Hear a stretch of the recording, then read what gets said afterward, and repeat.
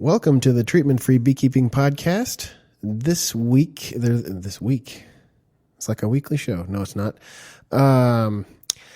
This episode, I have Susan Chernak McElroy. She is someone I met down at D. Lesby's conference a year ago, and she is a really great speaker, really fun person to talk to.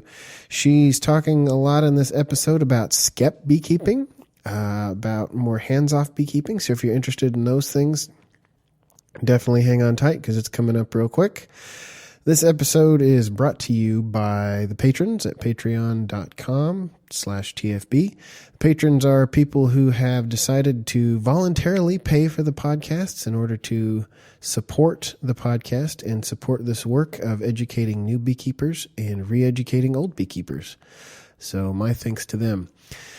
Check out our Facebook group. You can search for it at Treatment Free Beekeepers on Facebook. Also have a Treatment Free Beekeeping YouTube page, which has 28 some videos, including many lectures that I have recorded, both of myself, a few of myself, but a whole bunch of other people.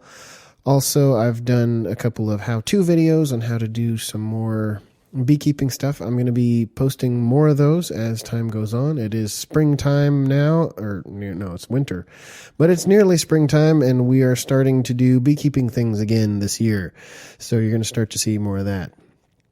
We also have a forum at forum.tfbs.net and some other things as well, but mostly the Facebook group and the podcast. So this is like episode 40 something, 5, I don't know.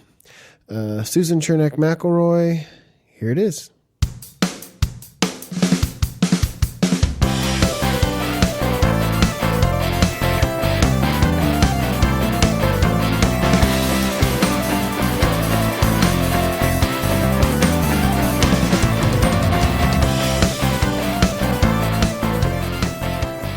Susan, welcome to the podcast. You have the distinction of being the first guest in quite a while who I've actually met in person. Oh my gosh! Really? Yeah, it's been a while. Well, wonderful. We met. Go ahead. Where did I meet you? We met down at D. Lesby's conference. Oh yes. Okay. Great. So we were down there last year, and Jacqueline was supposed to be there and couldn't make it, and so you came instead. Was that right? Yes, I did. I stood in for her. I remember it being a pretty good talk. You're also famous on the Treatment-Free Beekeeping Facebook page for posting things like homemade Skeps. Yes. That's something that I really dove into this year. I'm like 5 years in beekeeping at this point, and Jacqueline Freeman's been my mentor, so I never had any of the issues that other people have had going to kind of conventional bee clubs and kind of feeling a little bit left out. I mean, I've been learning at the feet of exceptional and eccentric beekeepers who I have just the most respect for. And so my way has always been kind of looking at what's best for bees, and haven't ever thought of beekeeping as being something that I do because I want lots of honey or would like to make a living at it. I just have enjoyed animals and nature all my life. I have written about them for years and have several books out. And as I'm getting older, I stumbled into bees, of all things. And I'm 65 now, and I used to do wildlife rehabilitation, and I used to help like a horse trainer and veterinarians. And I was starting to slow down a bit. And by gosh, the bees are small, and they take care of themselves, and they keep me out in the garden all the time. And oh my gosh, what a wonderful hobby to fall into in my golden years. So I've been delighted with bees. And then this last year, I stumbled upon the notion of bees in straw, and that's just been captivating me for the whole prior year. Well, normally the first thing I ask is some background on yourself, but you seem to have covered that pretty well. So let's move right along then. You're located up there north of Portland in that area? Yeah, I'm right across the Columbia River from Portland in the little town of Camas. Camas? Camas, yeah. Okay, great. I've been up through there a few times. It's a lovely area, and it seems to me that in my yard, I live right up above the Camas paper mill, and I have a lot of forage, really nice bee forage in my backyard, all of my neighbors' gardens. And I noticed that when we first moved into this house 5 years ago, that there were no bees. I mean, springtime would come and I'd look at all my flowers, and whenever I would see a bee, I would just be very excited. Look, there's a bee! Because they were coming kind of like, singularly rather than in hordes. And when I have bees, then my yard is full and all my neighbors' yards are full. And if I've had major winter losses or total winter losses, those are springs when my yard is really very quiet.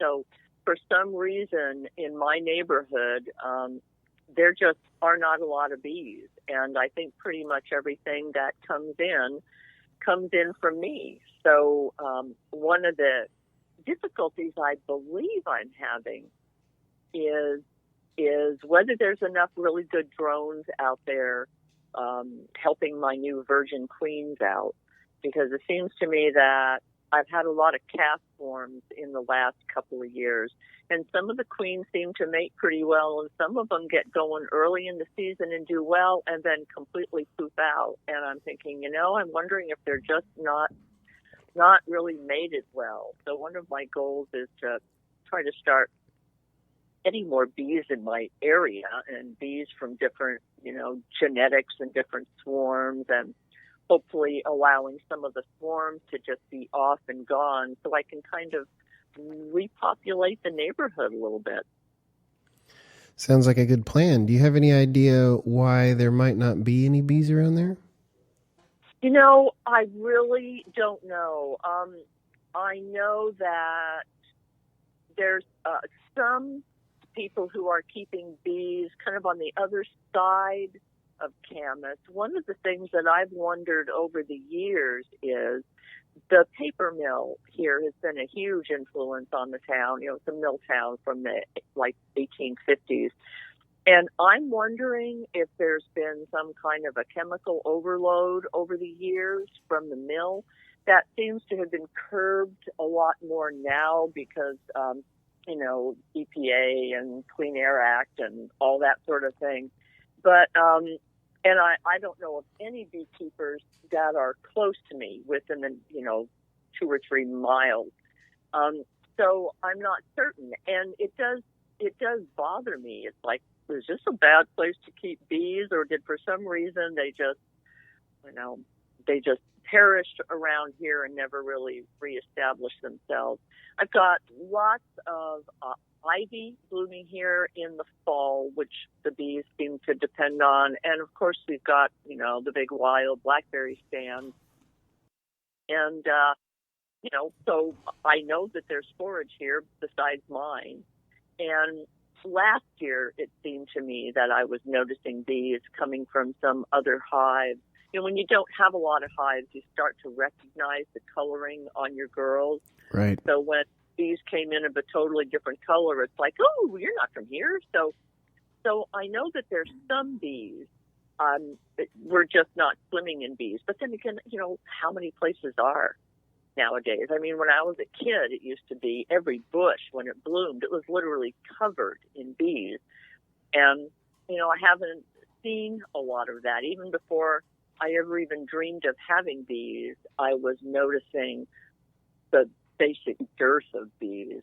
So maybe that's just kind of how it is all over the place. But I do know that because I seem to be fairly isolated and there's not a lot of other beekeepers around me, this might be an interesting place to have swarms kind of go off into the forest. And establish themselves. And all my neighbors are fine with my bees. They've remarked how much better their gardens look since I started keeping bees. Some of them are putting out, watering sites for them and things too. And they're very careful like that. And two of my neighbors have asked if I have spare hives, if I would like to put bees off in their yard. So I don't have any of those typical problems with like, oh, your bees are swarming, or there's lots of bees around, or your neighbors don't like them. Everybody's extremely receptive. So I can kind of pretty much do whatever I kind of like. So I'm experimenting and trying to learn. And it's, as I'm sure you know, the first few years it's such a steep learning curve as you get to know them, and not only get to know the bees, but as you start to learn how you are as a beekeeper and what kind of beekeeping works for you and what kind doesn't. So the bees and I are kind of coming along together and learning from each other, and of course they learn faster than I do. Speaking of that, could you talk a little bit about your area and your climate so that people can understand the type of conditions you're dealing with? Sure. Mostly our climate here is, tends to be damp and extraordinarily wet during the winters. We can have late wet springs. We never kind of know. And then usually sometime in summer, June, July, August, we might hit a real warm spell and hit a real dearth. We have a lot of forage in the early spring here, but once the late summer hits, there's just about nothing out there for bees. And then, of course, there's that sometimes during the summer months, you'll have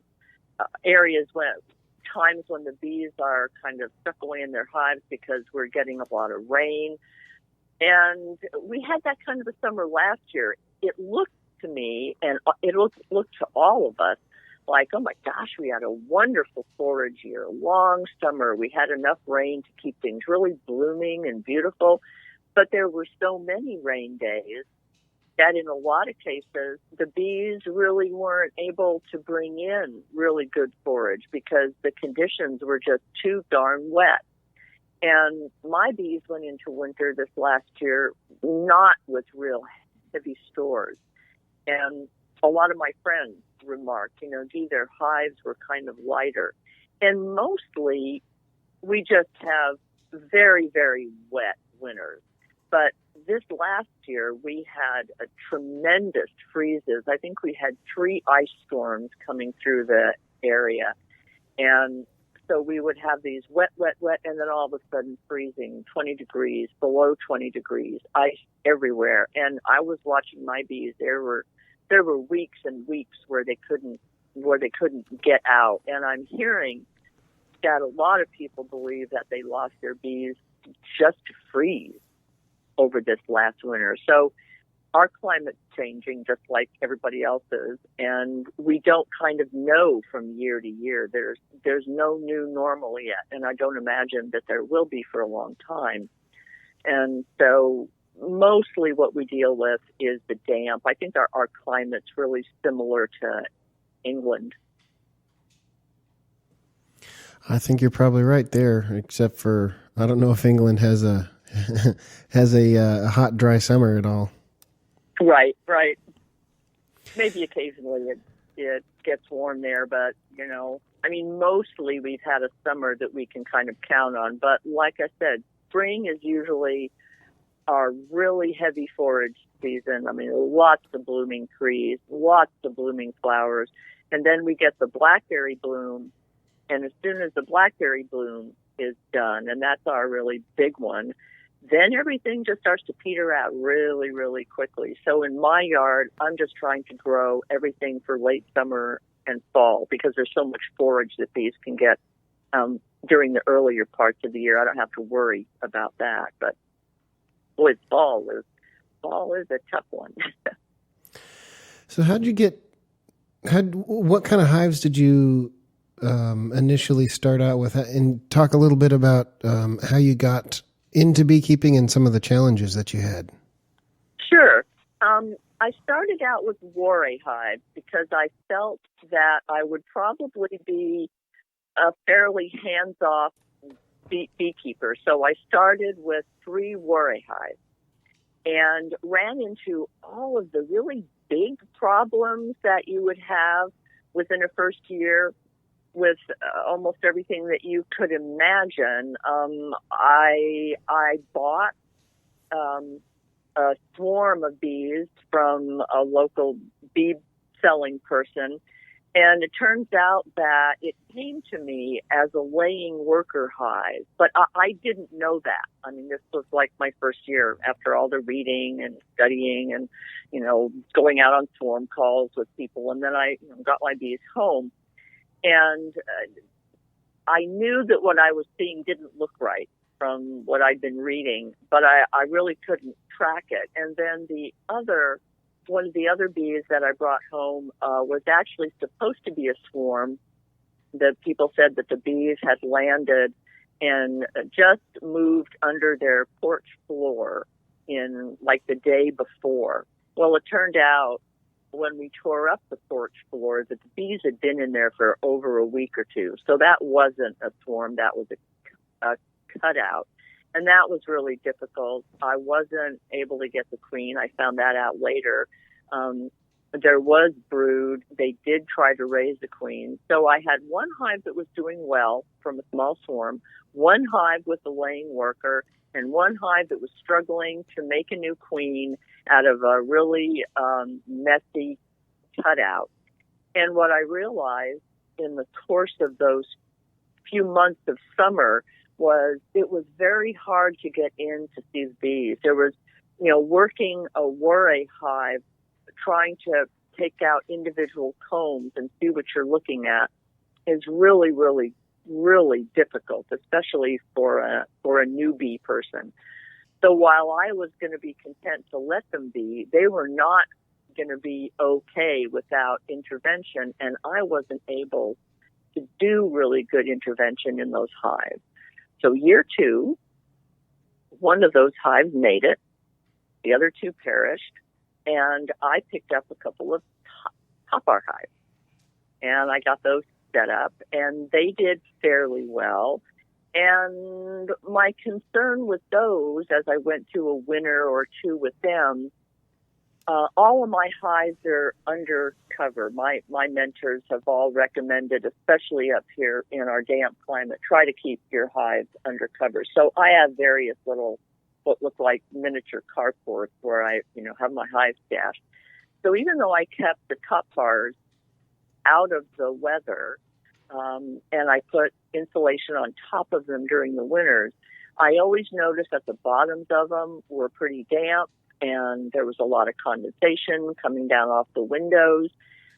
And I just felt that the bees seemed to do better in vertical space, that they would kind of get a little bit stuck about moving toward the back of the hive during the winter and trying to go under the really cold combs and do the movement that they needed to do to get to their food stores.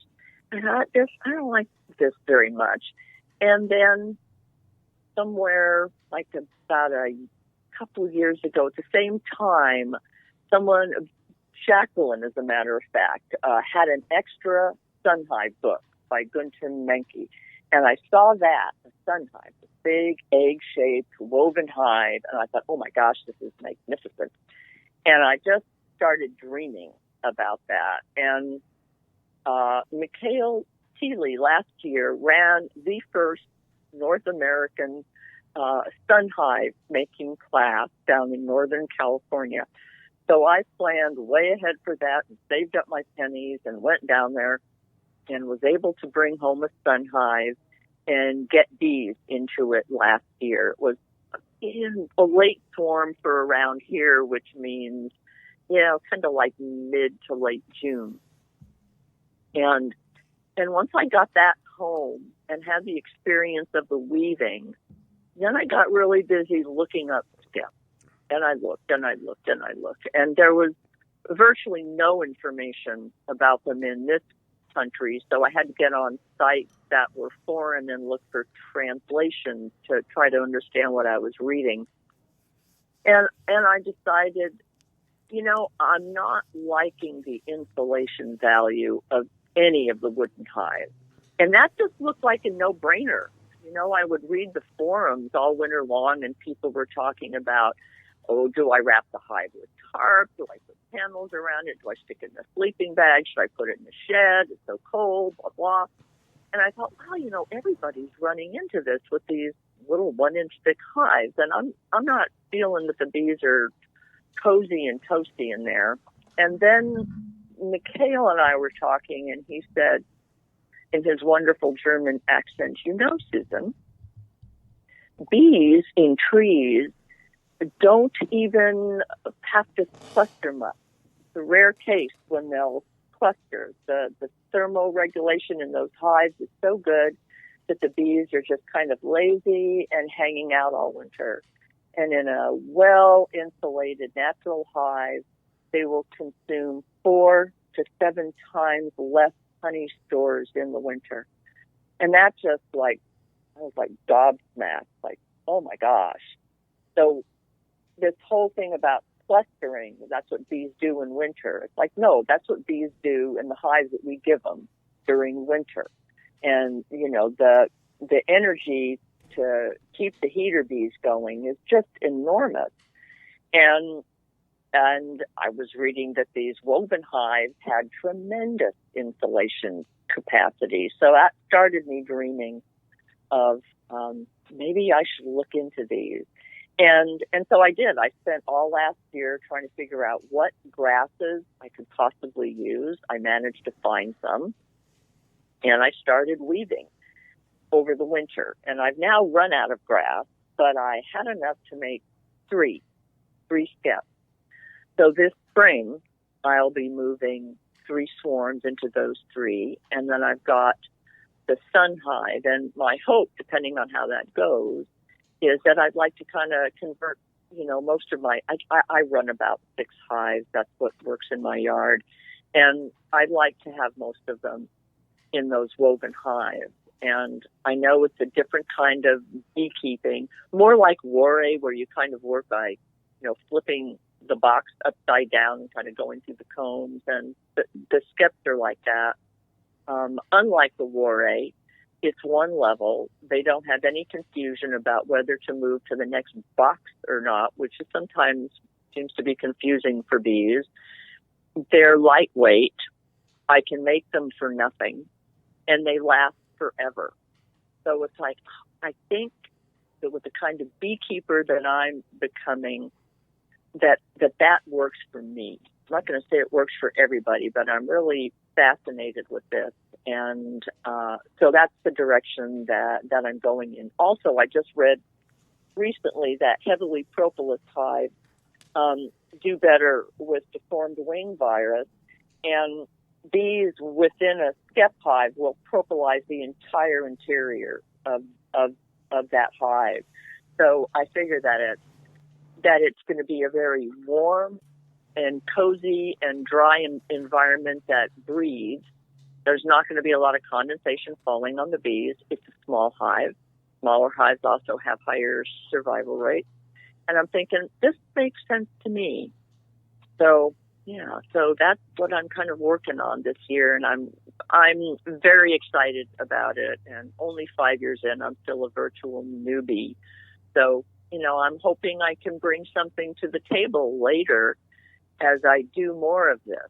And maybe I'll learn something from this that will be useful to other people. So let's pretend I'm someone who's thinking about Skep hives. They're really neat. Beekeepers have been keeping bees in them for thousands of years, but I'm a computer programmer and I don't have any skills about working with my hands. What would you tell me? Well, I would tell you to find someone who does and have them weave one for you. I can also say that I'm not a woodworker, so I certainly couldn't make my own top bar hive or something. And coil basket weaving, probably about the easiest kind of basket weaving that there is. So it's something that I taught myself and was really not that difficult to do. So it's definitely a possibility.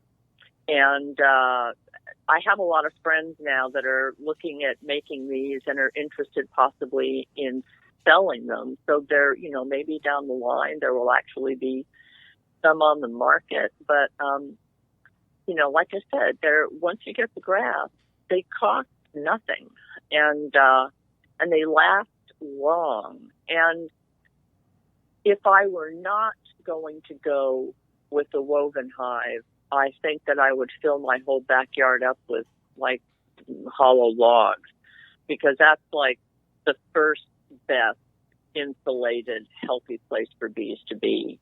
Well, I can't really lift logs, so this works for me. And the learning curve on the Skep, on the weaving, is really not the least bit steep.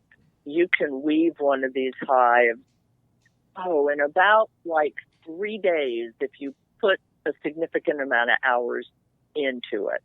I usually try to weave like a couple hours a day, several times a week, so it takes me like a month or more to finish a hive. But, not any problem. During the winter, you can just work a little bit at a time. And there's classes.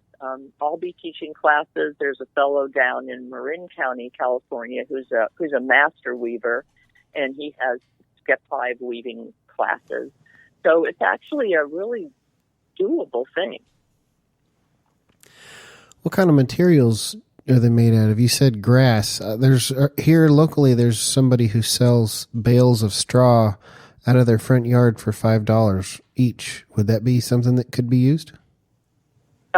Is the straw long or is it chopped? Is it like a straw bale? It's a bale. It seems like it's long. I mean, you know how bales are. The edges are chopped, but the middles are usually longer. Generally speaking, back in the day, these were, made by farmers, and they used pretty much whatever they had. So what you want is kind of something over 3 feet tall. So my experience with them has been, I've tried it with just plain old grass hay in the field, and that works great. You just cut off the grass hay and dry it. Like I dry it just standing up in tubs, and that works well. There's also, all up and down the coast, there's something called canary reed grass that grows along any kind of watershed and riparian areas, and it gets nice and tall, and you can cut that and use it. Of course, anything like rye or wheat or oat. The problem is that the grasses can't go through a combine. So if you find a farmer who's growing this stuff, you would need to ask, can I cut it before you mow it all down? And the amount that you need, about for one good, fat soiled Skep, is if you join your hands and make a circle with your arms, about that much grass works. Okay, so you need something like the way they do hay here. They cut it with a sickle bar mower and then let it dry for a while. That would be good stuff. Yeah, that works great. I don't have anybody up here that does that, but one of the grasses that I found, and, for me, I mean, one of the reasons that I'm like treatment free and hands off, sometimes I think is just because I'm just lazy. I don't want to have to know all the stuff about, when to treat and how to treat and does it work. And then on this month you do this and blah, blah, blah. It's like, my poor feeble brain, I'm getting older. I can't really think of that.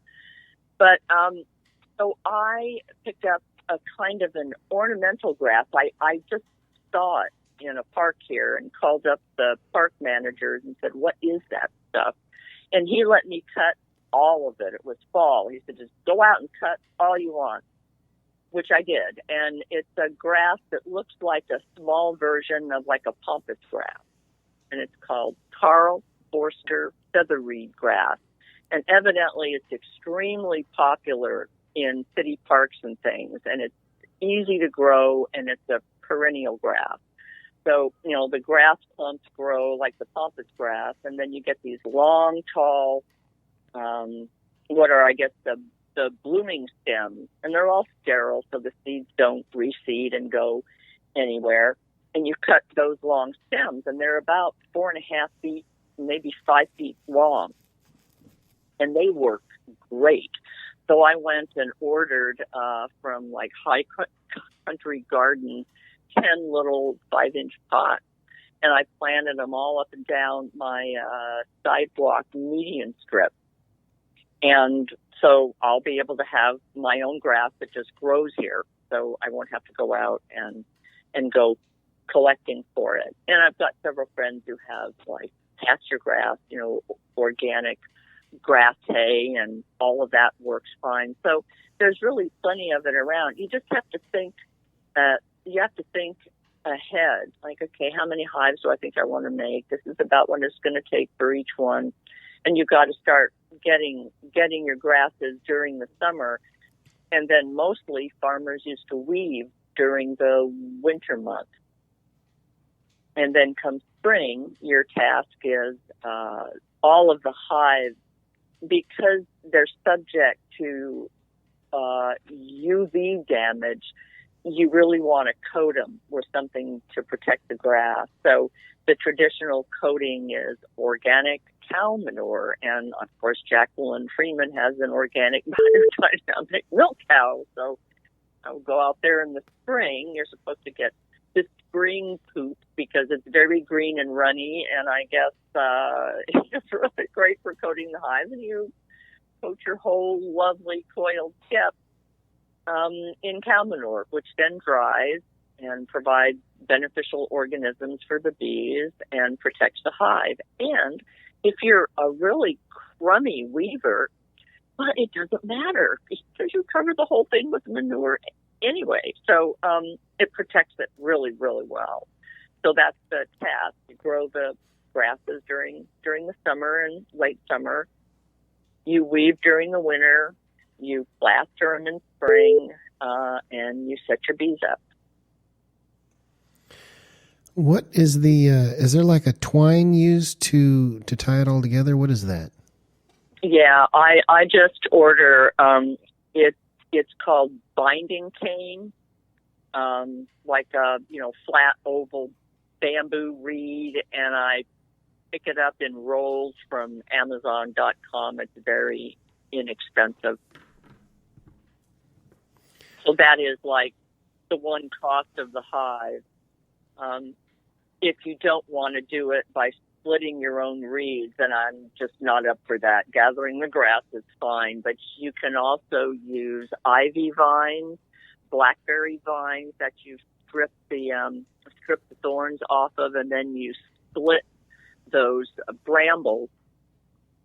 Wind them up in a coil, and then when you want to weave, you can moisten them. So you can actually have the whole thing completely organically made from stuff that you gather. But like I said, I'm a lazy beekeeper, so I order my bamboo cane. Interesting. Yeah. I'm sure that in the process of your research about this, you've come across the German videos of Heathland beekeeping? Yes, I love those. Whatever his name is, on, Heather Beekeeping in Skep. And was it like in Lower Northumberland or something? The whole series is Heathland, great. Lower Saxony. Yes, that's it. Evidently, from what I've heard, his son is still running that Skep apiary, although it's not as large. He doesn't have as many hives as his father did, but he's still keeping them. So that was kind of fascinating. And one of the things that I was watching. Well, here are the comments that I get about it, because when I post this on any kind of a bee forum, I just take a bunch of critical stuff. And the first question is, well, how do you how do you treat bees in a hive like that? Well, I don't treat my bees, so that takes care of that problem. But you can flip the thing over and do whatever treatments you would put in a normal hive just on the bottom of this one. And so it's possible to do that. The next comment is you can't remove the combs, so the hives are not legal in the United States. So the answer to that is you can very easily weave these to accommodate combs. I mean, like frames. If you want to have removable frames in them, you can weave them square like a Langstroth if you want, and you can use Langstroth frames if you want. When you're weaving a hive like that, the only limitation is wherever your creativity stops. So yes, you can put removable frames in them if you want. I choose not to, and I don't need to. And there are some states that will say for hobby beekeepers you don't need removable frames. You really need to just check whatever the local laws are. But those are the two big things. You can't treat and you can't remove the combs to inspect them. So those are two big issues about the hive. And then people say they're too small. The bees will become honey-bound, and that's that. Well, you know, bees have been living without becoming honey-bound for millions of years, and I hope that they have that worked out. And smaller hives tend to do better. They swarm a lot, and that's the other comment. Well, you can't have hives like this in neighborhoods because they swarm a lot. Well, I hang up a lot of bait hives here on my property, and I'm also retired. And I read Thomas Seeley's wonderful book, Honeybee Democracy, and I read it very carefully. So I have the time and the passion to watch my bees really closely. I've had like 12 swarms in my yard in the past 2 years, and I've only missed one, and that was when I was gone. But so you can manage the swarms really well. I mean, in a circumstance like mine, and with my neighbors being fine about it, it's not a problem. I could imagine where if you had really cranky, frightened neighbors, maybe this wouldn't work for you. But, you know, but it works well. It works well for me. It certainly is a kind of experimental process that I'm going into with it. And, yeah.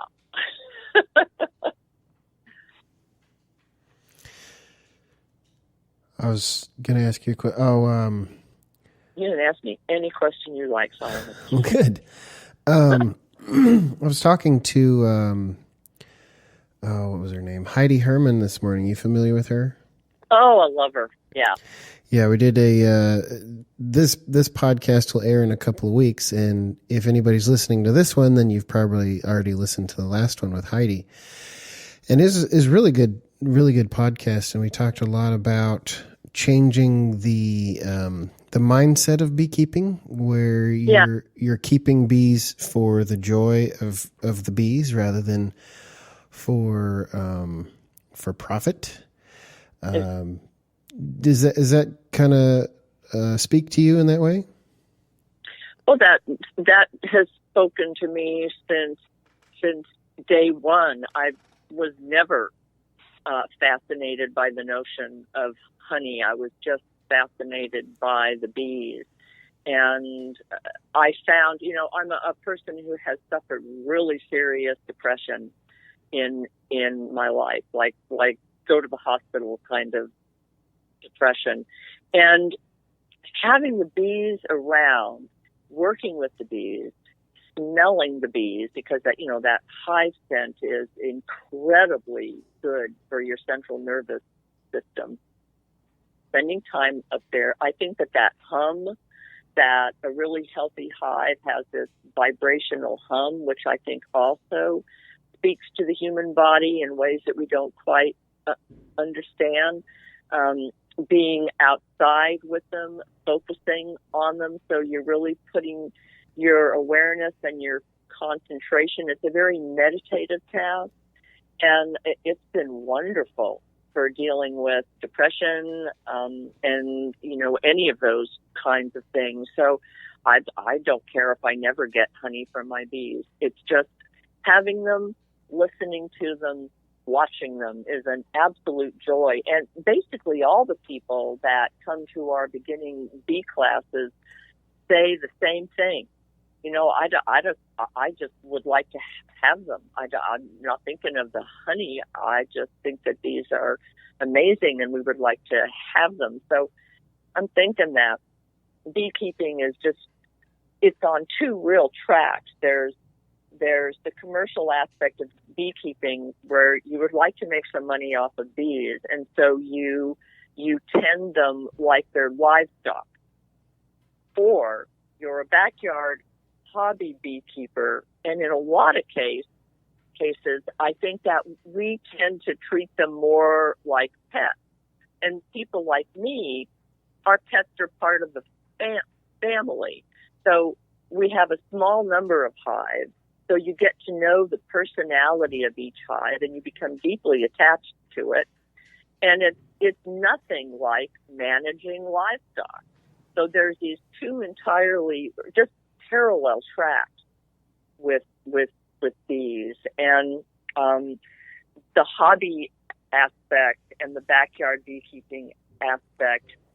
I think that's the place where bees and the genetics of bees and the health and the integrity of bees will actually be saved, kind of in these wonderful little,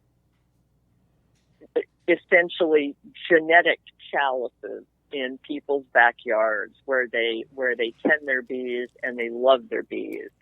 And I think that is where the healing of the bees will come out of. I don't think it's going to come out of commercial beekeeping, because it's a whole different mindset of it's a production mindset. The bees need to produce, and you will do with them what you need to do to encourage them to produce. And the backyard keeper is like, what can I do to encourage them to be healthy, because I'm enjoying them so much. I don't want to lose them. They're my family now. And so there's this whole other feeling in the keeping of them that's much more sensitive and extremely compassionate. I lived for a time in Indiana, and we would, go to Amish farms and things for like auctions and things. And I realized very quickly when I would go to Amish auctions that while they have this very close relationship with the land and their community, all the animals within that system are viewed as production units, and you keep them going as production units and as work partners. And that mentality of the bees are, they're my passion and they're more like family and I love my bees. That's not the mindset of someone who makes their living off of animals, who needs to make their livelihood off of the animals that they keep. You have to separate your emotions out of that a lot more. And I don't think that many backyard beekeepers separate their emotions out. I mean, they get very passionate about their bees, and when they lose a hive, they cry. So it's just a different way of being with bees. And I read everything the Natural Beekeeping Trust puts out because there's so much in alignment with the way that I feel about my own bees. Like, what can I do that's best for them? And Heidi's just a wonderful person, and her heart's in the right place and her head is in the right place. Now that I'm talking to you, I'm remembering some of the, I think, pictures from your presentation from Oracle last year about catching swarms and things. And I've been really promoting the last several months avoiding buying bees in the future for new beekeepers rather than lining out for them the process of buying a hive and buying all the other stuff and buying bees. Instead, directing them toward catching swarms. So can you tell us a little bit about your swarm traps and how you catch swarms? Yeah. Actually, we've recently established our new preservation beekeeping club, and if you join the club, we have a swarm program on it. And our goal as a club is to make sure that all of our members get their bees from swarms or a couple of places locally that sell local bees. But we have a couple of classes a year on catching swarms and how to catch swarms. They're like full day long classes and books there and plans for making bait hives and things.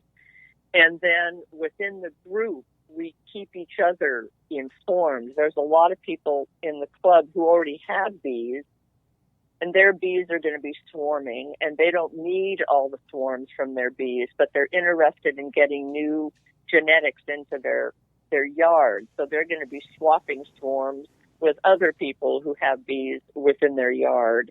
And we have someone running the swarm list now who checks with each person who would like a swarm or two and asks them, would you feel comfortable going out on your own? Would you rather be paired with someone else and kind of learn the first time out?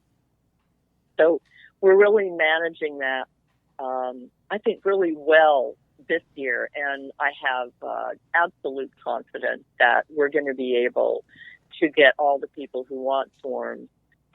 We're going to be able to get them local swarms. Now, one of the ways that I started finding sources for swarms is I had a business card made up and I passed it out all around my city. I passed it out at schools. I gave it to the police department. I handed it to the fire departments and the city workers and said, if you have a swarm call, I can take care of that for you. And they've all called. I mean, I got called all last year. And Jacqueline's had a swarm list going for years. So there are exterminators who call her, and people who cut down trees and find bees in them who call her. People from old classes who no longer keep bees but found a swarm call her. So we have this swarm network going, and we've got a list of questions, of course, that we would put out there to anyone who calls us with a swarm. And we get really clear about whether it's bees. The way we do that is say, can you take a picture of it? Because, probably a quarter of the calls are people who found hornet's nests and they think that they're bees. So we like to know we're going out on bees. And the swarm process is, I don't know, you know what it's like. It's so simple. If they're not 20 feet in the air, it's a pretty simple process. They're extremely relaxed. Last year when I collected swarms, the first half of all the swarms I collected, and I don't know, I think I got about 20 or 25 last year. The first whole batch of them were all on areas where they could not be shaken or clipped. I had to do like a hand removal with all of them, just my bare hands. And that is a very intimate way to collect a swarm. And when we teach swarm classes, we talk to people about really being observant. If you approach the bees, do they start moving? Do they get nervous? Is there a hum, or are they very, very settled and calm? If you put your hands on them, does somebody come out defensively, or do they just kind of melt into your hands? And in that case, you can just lift them and scoop them with your hands very, very gently, or bring along a big chunk of comb and offer it to the bees.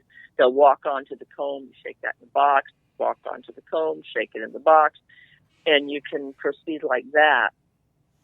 So that process, once people have seen it once, they relax with it pretty easily. They go, I can do this. I can do this. And then they start to get really excited about that whole process.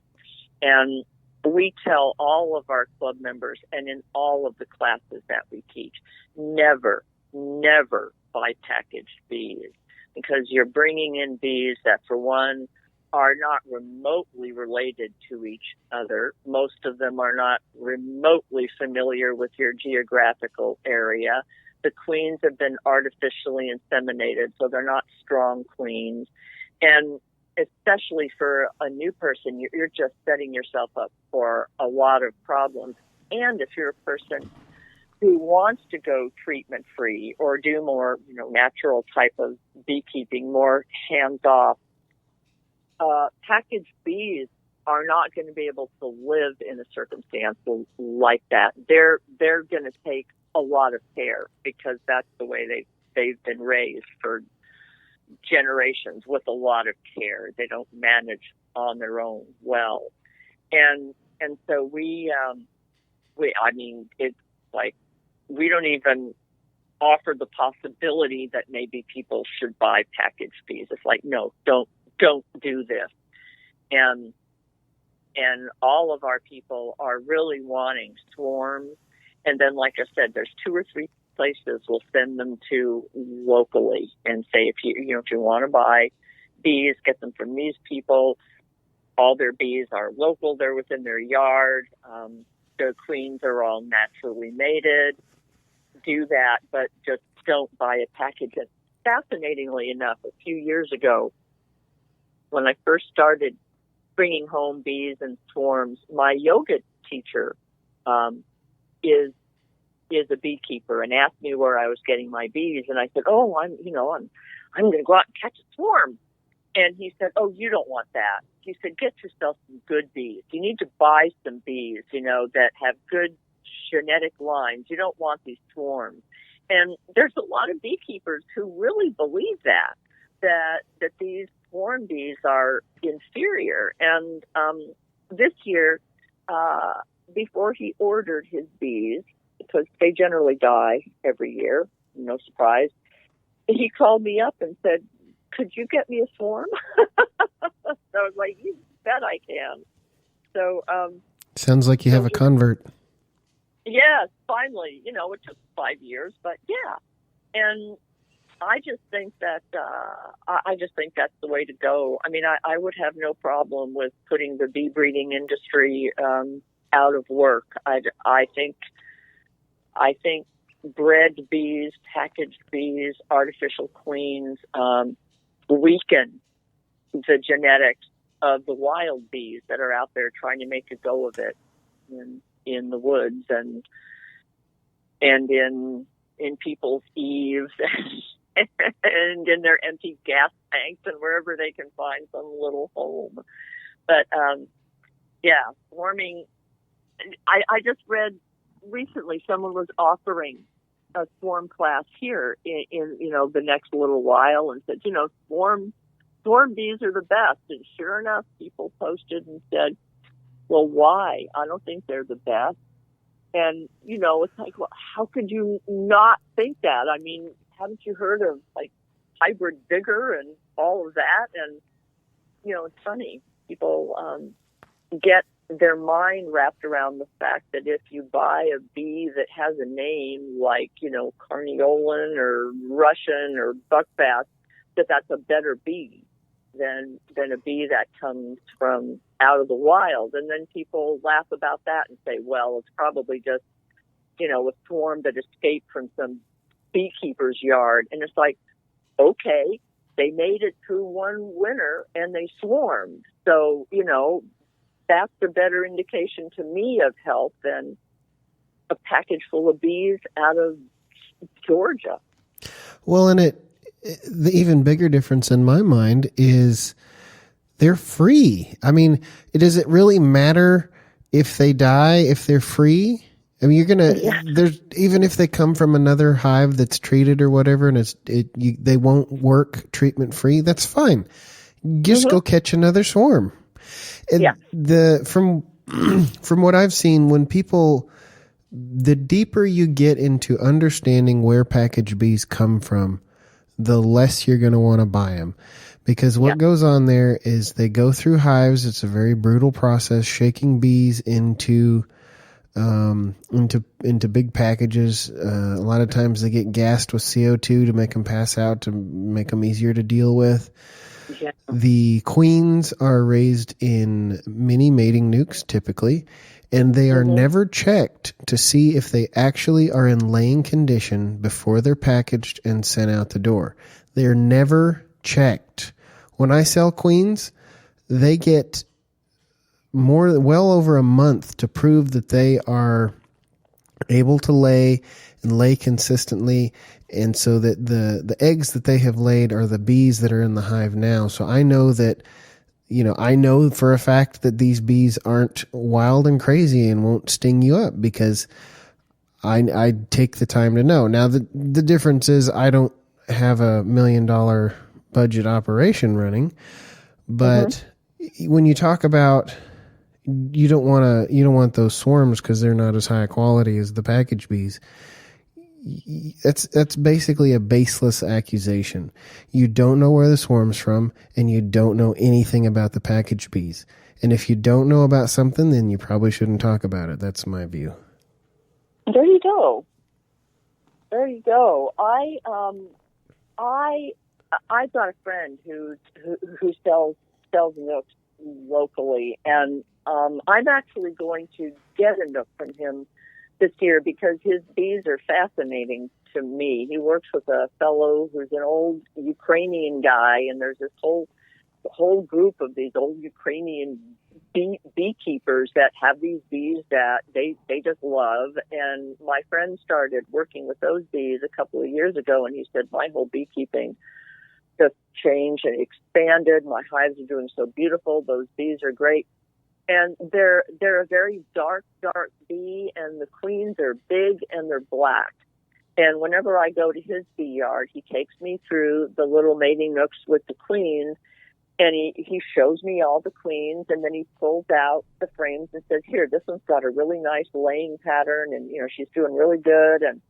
And these are all her daughters here. They've all hatched out.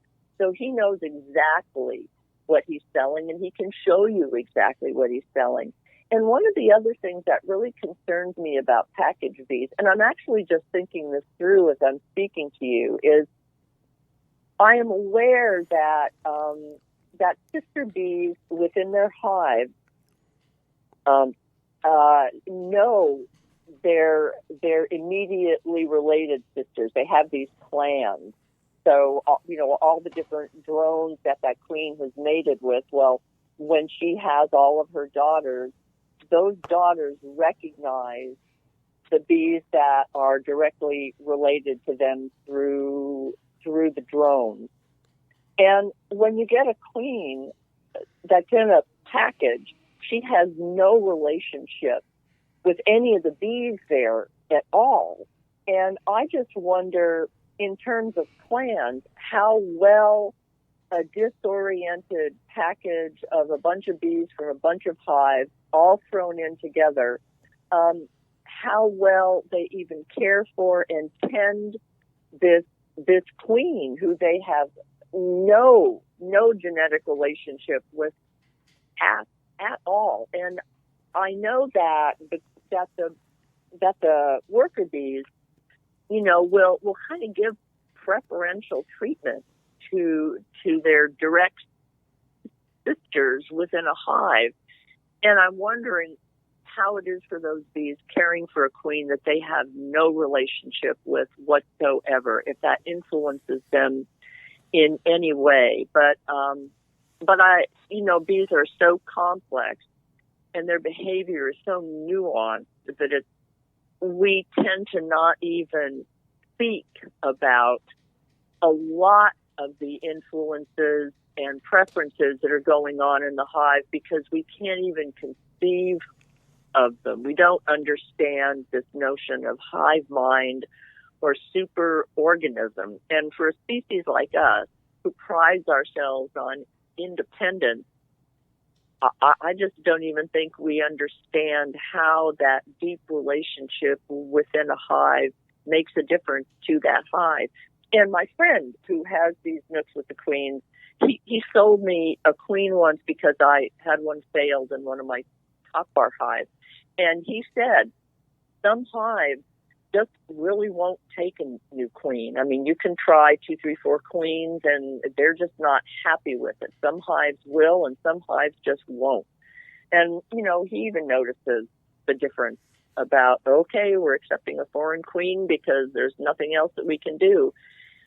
But I don't know how that affects bee health overall, and if that gives them a leg up on survival when they're not related, when they're sick and they're stressed, and they're all thrown in together, and they're not even in swarm mode. They're not even wanting to go out and set up new housekeeping. They just flat have to, and they're setting it up with a bunch of strangers. It just looks like a recipe for disaster to me. And the fact that it works at all is no testament to our ability to breed bees. The testament to how rugged and how adaptable bees are up to a certain point. And I think we've passed that point now. Well, I would say the proof is in the outcome. If you look at 25 years of breeding, artificial breeding and controlled drones and artificial insemination and everything that has happened since the Varroa mite showed up, we still have bees that need treatments. That's a fact. Yeah. If you look at the failure rate of new beekeepers with package bees, it is enormous. Would you buy a new car if there was like a 70 to 80% chance that it would explode within 6 months? No. Right. You would not put up with a product that was that even if you could flip a coin and find out if it was gonna blow up on you or not. You would not buy a product that had a 10% chance of failure. Yeah. Much less 70 or 80 or 90 or whatever the failure rate for new packages is. It's enormous, and I don't understand why people. It's just frustrating to me. It is frustrating, and it's expensive, and that's another thing that we tell the people in our club and who we do the classes with. It's like, yes, you can spend $420 for a hive. Yes, you can spend $140 for each package of bees that you buy. Then you lose them. Then you have to replace them the next year. And I remember talking to a permaculture fellow who I used to volunteer on his farm, and he got into bees, and I was just spellbound by it. And I said, what does this take? I mean, what is the setup run? And he said, each hive with bees in it will run you about $500. And the minute he said that, it was, beekeeping is not on my horizon. So yeah, it's like, my gosh, I mean, how can you afford this kind of investment? And then people feel when they put that much money into them, and we say, don't feed them sugar and don't, do the miticide treatment. It's like, when you've got that much money invested, you will do anything to keep those bees alive, whether they're sickly bees and they really shouldn't be kept alive because their genetics are terrible, but you will do anything to keep them alive because, you put a big hole in your wallet bringing them home. You're absolutely right. And in my view, that is the biggest thing that is standing in the way of beekeeping today is buying bees. I think that you're right. The genetic bottleneck is scary. It's scary. I mean, when in the wild, if you had a buffalo herd that was as bottlenecked genetically as our bees are now, well, what we call that in wildlife management is those are the walking dead. because there is not enough genetic diversity to ensure their survival. Anything can come along and totally knock them out completely. So they're the walking dead. And there's certain endangered species that, we've got propped up at zoos, or there's a few of them left. They're the walking dead because the genetic diversity has been destroyed. Yes, they look like they're alive, but in terms of survival, no, it's actually not there. And I think that what we have created, and, don't you even think that maybe that like zombie thing is on people's minds these days, because there's so many species now that are the walking dead. And I think that packaged bees are the walking dead, and they're a danger to the wild bees that are still out there. I mean, people tell me, with the way that I manage bees, oh, you're making mite bombs for my bees. And so mite bombs are one thing, but you're genetically destroying my bees because of your lousy drones, that are coming over here and watering down my lovely queens. So, that whole thing where there aren't enough genetics to even prop the bees up and to keep them going. And man, they live in such a stressed environment, and they're so genetically inferior to start with. How do they fight off anything?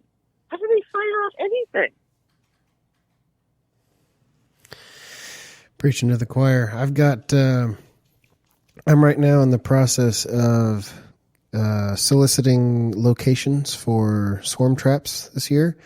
And I am putting up swarm traps across 2 counties, as far away as would take an hour to drive to get to. So I'm going to be collecting far and wide. I'm going to get the best that this area has to offer. Great. That's a great idea.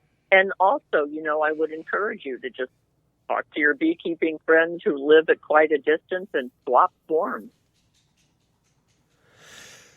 Jacqueline mentioned that you might be working on a book. Is that true? Yeah, Jacqueline and I are pondering that now. We have to just sit down and flesh it out. We really write together well. We're very comfortable writing together. So our agent's kind of looking at us like, and another book needs to be in the offering, and I think we should have one within the year. Yeah, I'm not going to talk about what it's about yet, because it's an idea that's floating around out there, and it's like, if I put it in the wind, it's going to get grabbed. So I'm going to keep it under my hat. But we're excited to be working on another bee project. I think that book of hers was a game changer for a lot of people. I think it's going to be a classic, in that that book was not afraid to put out an entirely different viewpoint on keeping bees. And there are a lot of people who are not comfortable with it. At the same time, they read it and they say, well, this is a little bit, kind of new agey for me, but I agree with everything you said. So I was like, okay, yeah, we're making sense. I think intuitively people who keep animals because they love them understand that, that the whole livestock management idea of beekeeping is not something they want to get into. And none of us see that it has served any of the animals that we call stock animals. We have not served the chickens well. We have not served the cows well. Sheep are like these little fuzzy blobs that don't even have a brain left. It's like, what are we doing? Well, we've done the same thing to bees. And, I would easily put forward that with this life extension baloney that we're doing the same thing to people. We can keep anybody alive now. And sometimes that's, when you're not being whittled down by some predator, or if your life is such that natural selection is no longer working upon you, that's a bad thing. Yes, it That's is. a bad thing. Essentially, I'm not like a religious person. I'm like that spiritual but not religious. And I would say that once you cut natural selection out of the process, you've essentially tied God's hands behind her back. I mean, that's how we're kept healthy and vital, is natural selection. And we've moved ourselves out of that as a species. And all the animals that we've domesticated, we've done the same thing too. And it's killing everything, not just the bees. Well, the only thing I would add to that is we tried to do it to the bees, and in protest, they started dying wholesale. Yes, they will not be kept, and they'll keep sneaking away and living off in the woods as best they can. But it's like, you try to keep us like this, and we'll just die. Absolutely. You're right. Do you have any events or things you'd like to promote? Not right now. No, not right now. I'm just doing my typical little summer beekeeping classes. I would say keep your eye out for me, come autumn, because that's when I'm going to start teaching the Skep weaving classes, and I will have had another summer of bees within those hives, so I'll have a lot more information on how to manage them and work with them and how that whole process is going with the swarming and things. And I feel like I'm just at the beginning of an entirely new bee road. So I'm excited, and I'm kind of, working under the radar because I'm still becoming. I don't have a whole lot to say yet because I'm still becoming. What are those Skep classes going to look like? Because I might be interested in coming up and seeing that. I am thinking that they will be, we'll do it over a full weekend. We'll weave both days, and we'll have the grasses here and the tools and the frames and everything available to start working on them. And probably most people will leave with their hive half to 3/4 done. But they will know how to finish them up when they go home, and they'll go home with the tools. I have a friend that I've contracted with locally who is making the weaving forms. Much easier to weave around a form, especially when you're new. Trying to keep up, all your coils even can make you crazy. So he makes these lovely, wire frames that we weave around, and then you pull the frame out. So I'll have a set of those forms made, and the little tool that you actually work the reed to the straw with is actually a marine tool called a fid. So I'll order a bunch of fids, and we'll have all the grass, and we'll, I'll show how to start one, and then how, when you come to the end, how you finish the whole process off. And I'm thinking that probably the maximum that we can handle this first year is going to be 10. But one of the things that I'm thinking of is, because we have a lot of grass to gather for all those people and things, and it's usually later in the summer. But if there's a group of people, and in fact, you can put this out there, if there's a group of people who would like to start gathering their own grasses, I think that the first pasture grass one, they do the cutting sometime in June. If you want to go out and gather a lot of pasture grass, grass to make your own skep, and if we come up with a group of people that have gathered their own grasses, I can teach whenever they're ready and wherever they're ready. I'm happy to travel down and do it. I'm ready to teach it. I just need grass. So I would love to have you up to do the class. Would love it. Well, there you go, folks. Collect some grass. We have a lot of really nice wild oats that grow around here. They usually grow like 4 or 5 feet tall. Oh, oats are perfect, and they also are one of the crops that actually comes in a little bit earlier in the year. Oat hay is awesome. So yeah. Yeah, that sounds good. I'll continue to promote that. Maybe we'll have you back on the podcast later in the summer, and we can promote that. Make sure we get get plenty of people for you. I would love it. I think that's going to be great fun. It's a very intimate, hands-on way of keeping bees, and I just think that, there will be people who say, why would you go backward? And it's like, no. This is not going backward. This is taking the best of what was before and then stepping forward and bringing it in to the world today. And so, I would love to see more of these. I don't think there's any Skep beekeepers in the United States, so I would be more than happy to see little clusters of people who even just have one or two of these hives. They're remarkable things. Well, I would say the best reason for going backwards is because we went too far. Yes. Yeah, we sort of got off track. Well, Susan, thank you for coming on the podcast. I really appreciate it. We've had some great conversation here. There's going to be some great information for people who are looking to keep bees in a more hands-off way and maybe build their own skeps. So thank you for coming. Oh, thanks for having me. It's been great. I love to talk bees. And that is the end of another episode. Thank you all for tuning in. Have fun keeping bees, because if you're not having fun, you probably shouldn't do it.